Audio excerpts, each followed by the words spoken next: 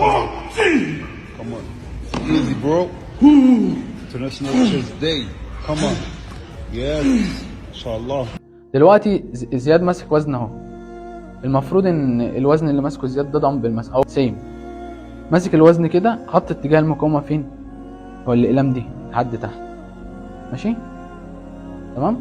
واضحه؟ ماشي. فين المفصل اللي انا شغال عليه؟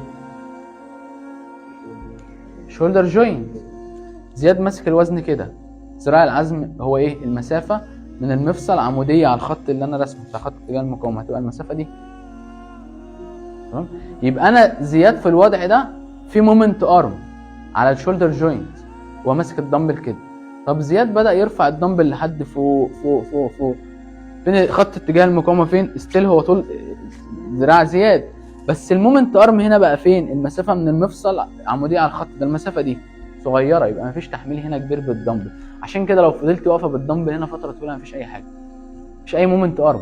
فالحل ايه؟ ان انت تطلع وتنزل، تطلع وتنزل، على عكس الكابل ستيل هيكون في مومنت ارم وانت فوق في مرحله الانقباض.